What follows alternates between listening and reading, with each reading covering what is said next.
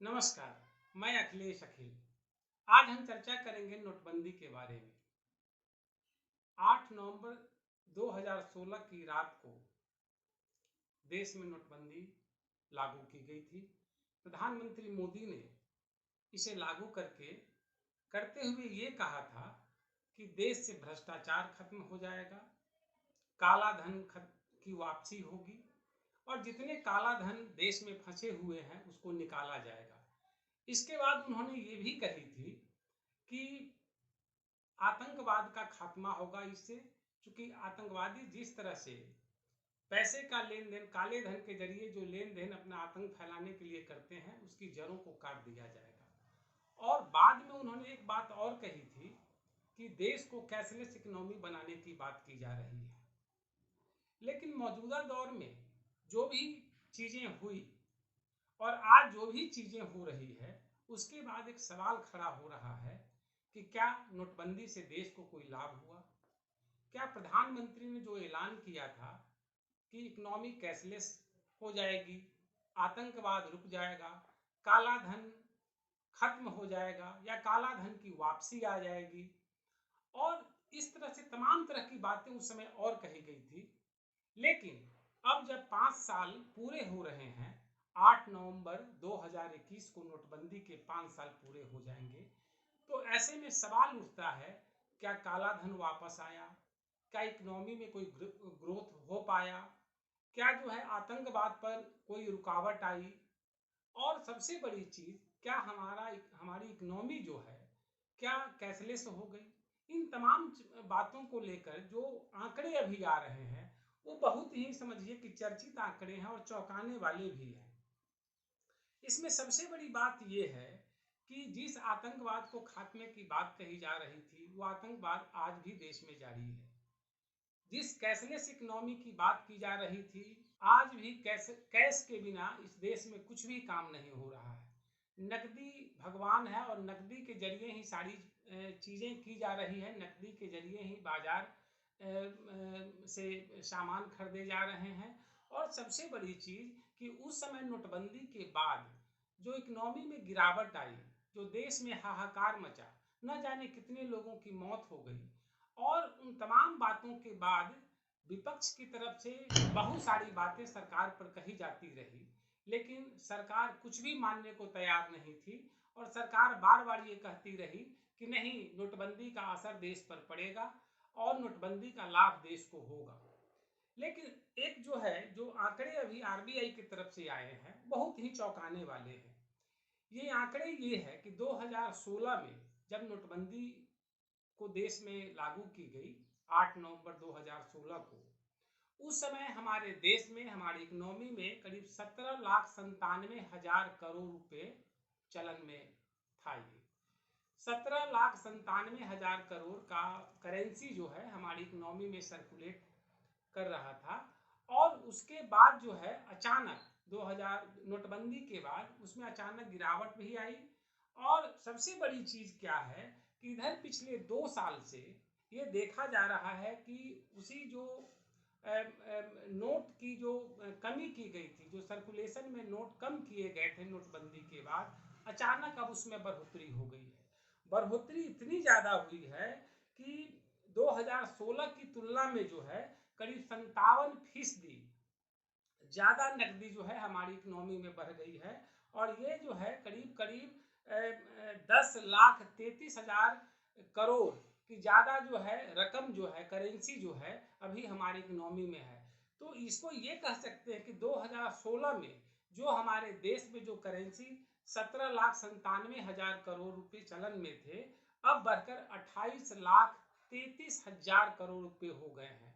ये जो है ना 28,33,000 करोड़ रुपए का चलन अभी हमारे इकोनॉमी में करेंसी का है। ऐसे में एक सबसे बड़ा सवाल ये है, क्या इकोनॉमी में जो अभी जो चलन में नोट हैं, क्या ये चलन नोट इससे पहले जो 2016 में नोट थे उससे ज़्यादा जब हो गए, तो फिर इकोनॉमी में से काला धन क्यों नहीं आया उस समय?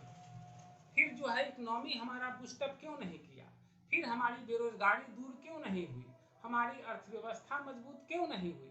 ऐसे बहुत सारे सवाल उठ रहे हैं। और सबसे बड़ी बात ये है कि अभी जो है, जो 8 अक्टूबर समझिए कि 2021 का जो लेटेस्ट डाटा भी आया है, इसमें तमाम अखबारों में बहुत सारी बातें कही भी गई है। इसमें साफ साफ दर्ज है कि जिस तरह से 2016 में 17,97,000 सर्कुलेशन में नोट होने के बाद सरकार को ये लग रहा था कि इकोनॉमी में नोट बहुत ज़्यादा है, इसको कैशलेस करना है, इससे आतंकवाद को रोकना है, इससे इकोनॉमी को बूस्टअप करना है, इससे काला धन की वापसी होगी। लेकिन अब जब 17,97,000 की तुलना में इकोनॉमी में 28,33,000 करोड़ रुपए चलन में है, उसके बाद सरकार मौन है। सरकार कुछ भी नहीं कह पा रही है कि आखिर ये सब कैसे हुआ। एक डाटा और बता दें कि हमारी इकोनॉमी जो है, हमारी इकोनॉमी में जो है नकदी का बहुत बड़ा व्यापार होता है। इसके कई कारण भी हैं।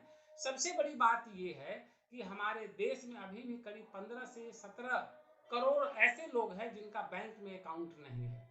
दूसरी सबसे बड़ी बात क्या है कि समझिए कि जो ई कॉमर्स का बिजनेस जितना देश में बढ़ा है वो सब नकदी पर आधारित है। इसके बाद रिटेल जितने भी बिजनेस है, रिटेल दुकानदार जो हैं, वो सब नकदी ही लेन देन पर ये निर्भर करते हैं। ये बातें तब भी सरकार के पास विपक्ष के द्वारा उठाई गई थी, जनता ने ये बातें कही थी, अर्थशास्त्रियों ने ये बातें उठाई थी, लेकिन सरकार ने ये बातें नहीं मानी। और उसका खामियाजा ये हुआ कि कंटिन्यू उस समय से 2 से 2.5 से 3% तक इकोनॉमी में गिरावट होती चली गई। अब ये है कि इस पूरे मसले पर जब नोटबंदी के 5 साल पूरे हो रहे हैं, सरकार इस पूरे मसले पर चुप है। क्यों चुप है, इसका जवाब जो है सरकार को देना चाहिए कि हमने जो नोटबंदी की थी उसका लाभ देश को ये हुआ। लेकिन देखने में ये आ रहा है कि भ्रष्टाचार अभी भी चरम पर है, काला धन की वापसी नहीं हो पाई, आतंकवाद नहीं रुक पाया।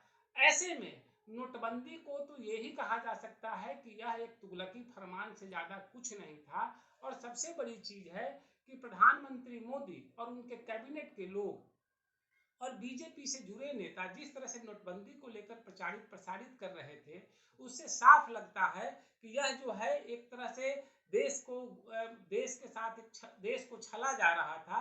देश को समझिए कि बर्बादी के कगार पर ले जाने की एक ये बुनियाद डाली गई थी, और उसका असर आज भी देश पर पड़ा हुआ है। तो ऐसे में सरकार को इस पर जवाब देना चाहिए। सरकार को बताना चाहिए कि नोटबंदी से देश को ये लाभ हुए, ये फायदे हुए। हमारी इकोनॉमी आज जो जिस स्थिति में है उस पर तो एक बहुत बड़ा सवाल उठता ही है कि नोटबंदी जो हुआ उससे देश को क्या मिला।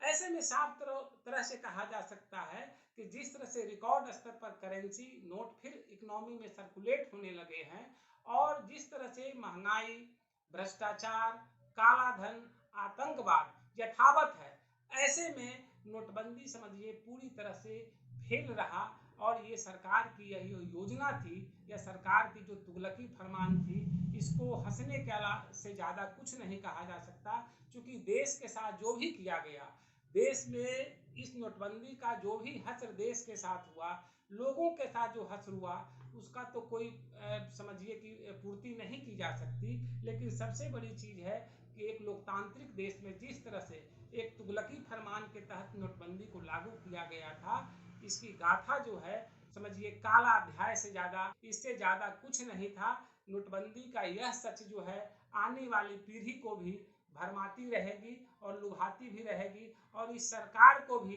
कटघरे में घेरती रहेगी। इस वीडियो में इतना ही। तब तक के लिए नमस्कार।